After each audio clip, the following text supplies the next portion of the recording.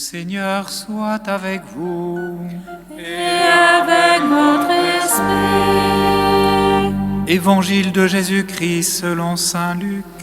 Gloire à toi, Seigneur. En ce temps-là, les publicains et les pécheurs venaient tous à Jésus pour l'écouter. Les pharisiens et les scribes récriminaient contre lui. Cet homme fait bon accueil aux pécheurs et il mange avec eux. Alors Jésus leur dit cette parabole. Si l'un de vous a 100 brebis et qu'il en perd une, n'abandonne-t-il pas les 99 autres dans le désert pour aller chercher celle qui est perdue jusqu'à ce qu'il la retrouve?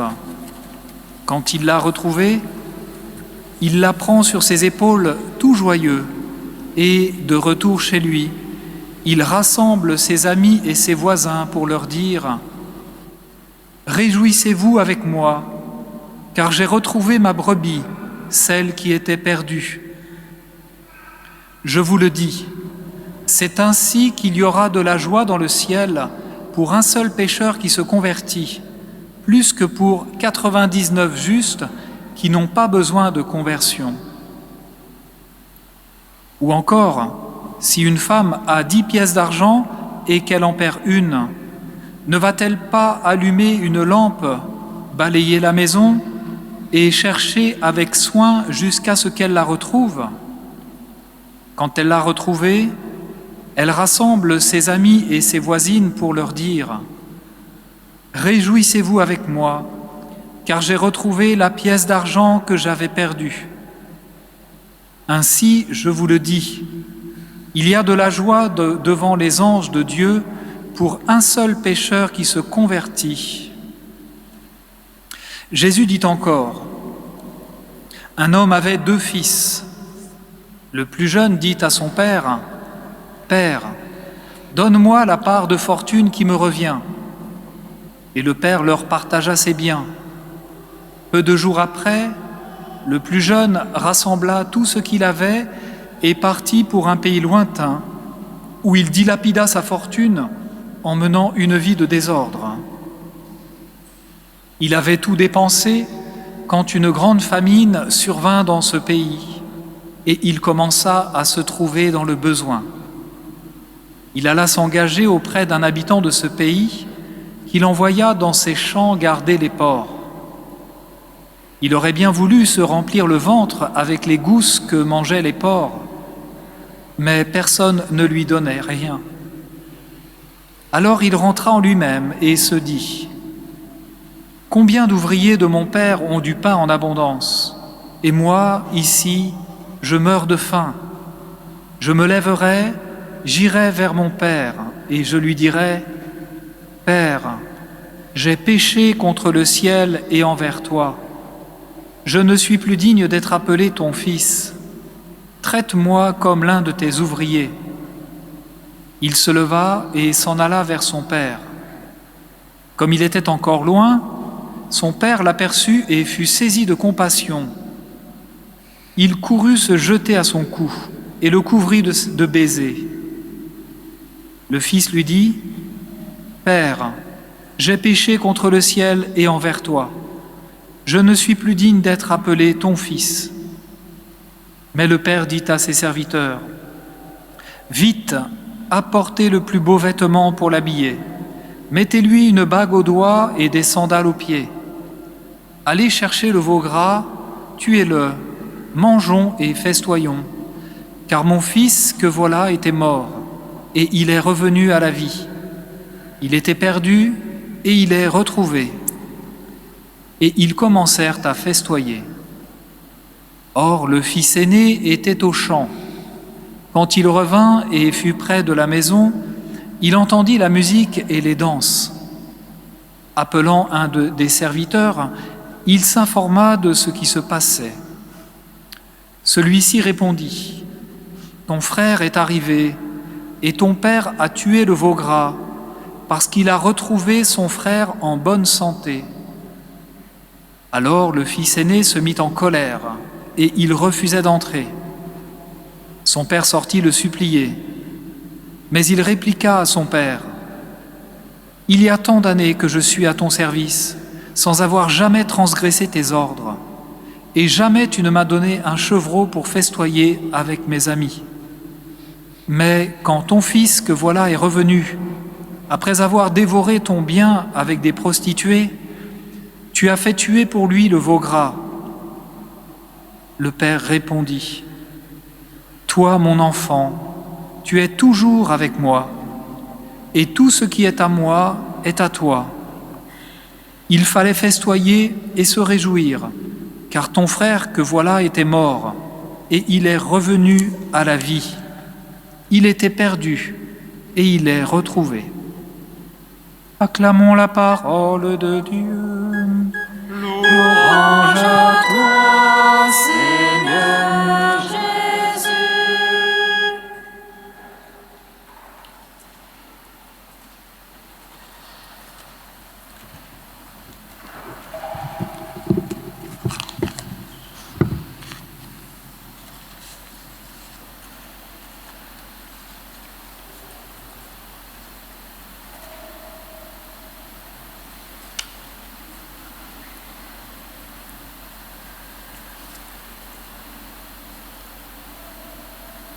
Frères et sœurs, quel merveilleux cadeau du Seigneur en ce dimanche que d'entendre, de réentendre cette parabole de la miséricorde, ou ces paraboles plutôt de la miséricorde telles qu'elles nous sont rapportées par l'évangéliste Saint Luc.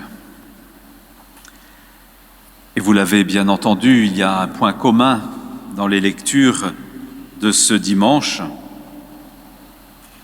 Le point commun peut se résumer ainsi: Dieu met sa joie à chercher, à retrouver la brebis perdue, l'enfant perdu.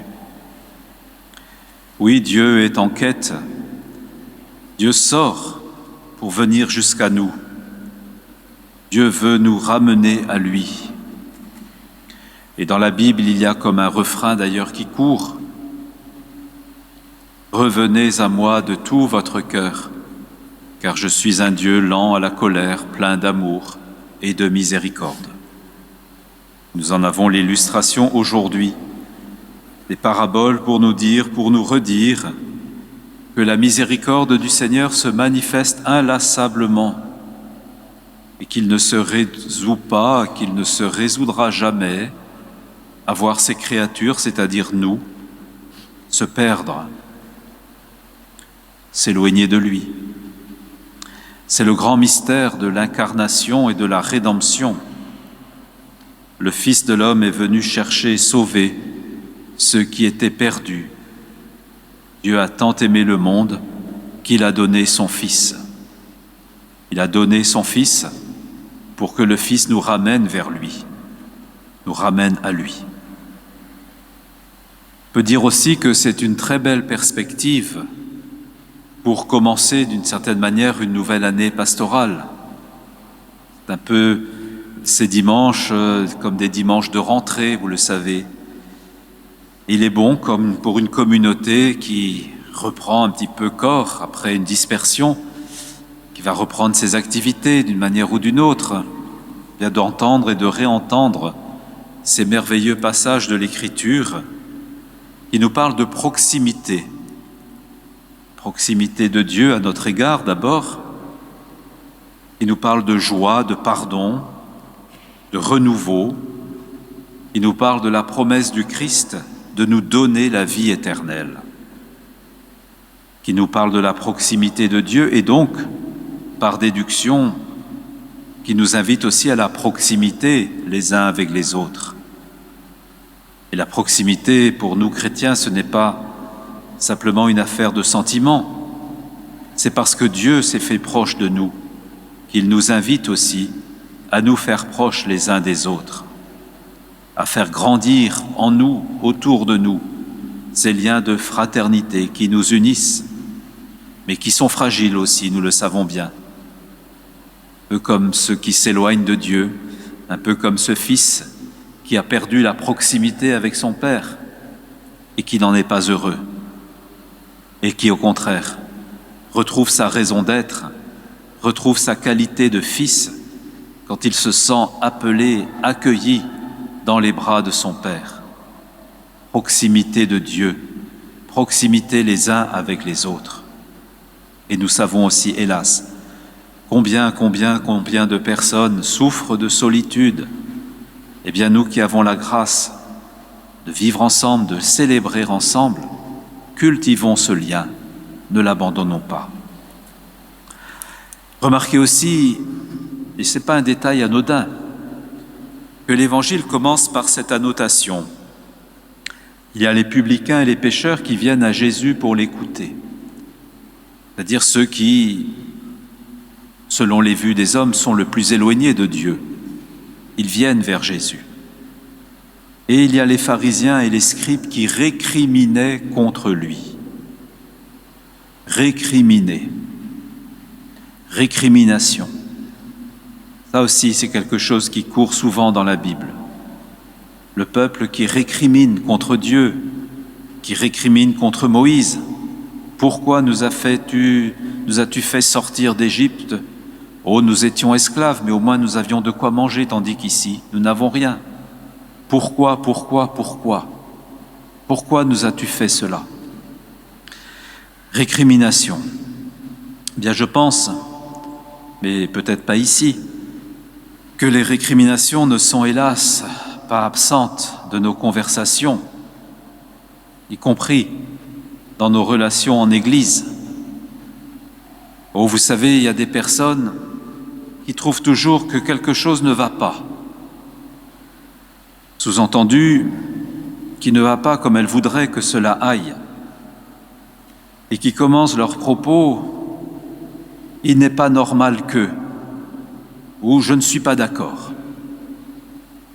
Puis après, on vous défile tous les griefs que l'on connaît déjà.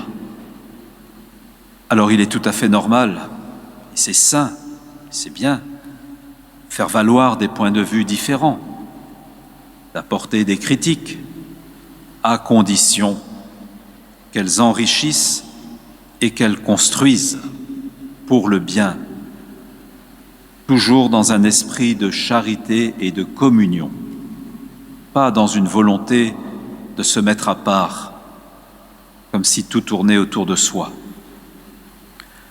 Alors aux récriminations, frères et sœurs, préférons d'emblée la parole de saint Paul qui a précédé juste la lecture de l'Évangile. Dans le Christ, Dieu réconciliait le monde avec lui. Il a mis dans notre bouche la parole de réconciliation. Bien, demandons au Seigneur, oui, cette grâce de mettre dans notre bouche, c'est-à-dire dans notre cœur aussi, non pas la parole de récrimination, mais la parole de réconciliation. Et cela ira beaucoup mieux pour vous et pour les autres. Miséricorde et réconciliation vont toujours de pair. Jésus, à travers ses paraboles, révèle aux pharisiens et aux scribes, au fond, que les vrais perdus et les vrais perdants, ce sont eux. Avec leur intransigeance, ils sont plus loin du cœur de Dieu que ne le sont les pécheurs, parce qu'ils sont incapables, au fond, de se réjouir avec Dieu, de se réjouir quand les pécheurs se convertissent. Alors que chacune d'entre nous ce soir s'en souvienne, nous sommes tous des enfants perdus, mais des enfants à qui Dieu prodigue son pardon sans limite. C'est en accueillant son pardon, en changeant nos cœurs, que nous faisons sa joie. C'est en cela que nous sommes dignes aussi de tout service et de tout ministère dans l'Église. Dans la deuxième lecture, précisément, nous avons entendu le beau témoignage de l'apôtre Paul, que le Seigneur a appelé à son service, alors qu'il était le pire persécuteur des chrétiens. Le Seigneur est venu le chercher là, le chercher dans sa misère au fond, parce que Paul n'était pas au plus profond de lui-même en paix avec sa conscience. Et Paul a bien conscience que ce qu'il est maintenant, c'est-à-dire apôtre, il le doit non pas à ses mérites, bien au contraire, il le doit totalement à la grâce et à la miséricorde de Dieu. Eh bien, ce témoignage ou cette confession de foi de Paul demeure un modèle pour nous, les pasteurs de l'Église. Et chacun de nous ici, évêque, prêtre, mais tout chrétien au fond, peut reprendre à son compte ces paroles de l'apôtre.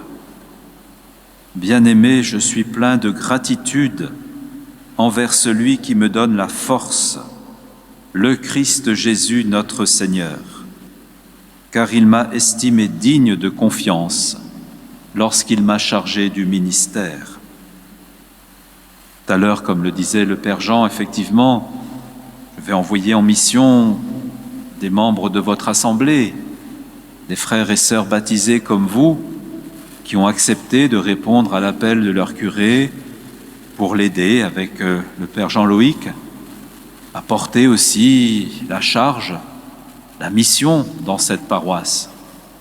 C'est très important et vraiment je les remercie d'avoir répondu à cet appel parce qu'ils vont aussi prendre leur part de la mission pastorale de l'Église pour non pas se mettre en valeur, non pas être entre eux pour réfléchir dans un cercle fermé, mais pour chercher avec les pasteurs ce qui est bien, ce qui est bon, ce qui est juste, pour que votre communauté continue à grandir dans la joie de l'Évangile, continue à servir les frères et sœurs de ce quartier qui ne sont pas ici dans cette Église, mais pour qui le Christ a donné sa vie et qui nous attendent peut-être.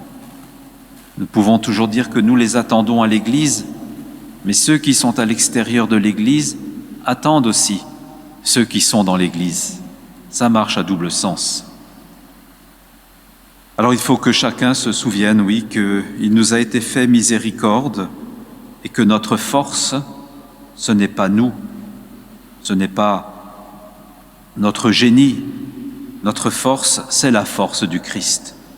Nous sommes ses serviteurs, quel que soit notre état de vie, quelle que soit notre mission, quelle que soit notre fonction dans l'Église, nous sommes les humbles serviteurs du Seigneur.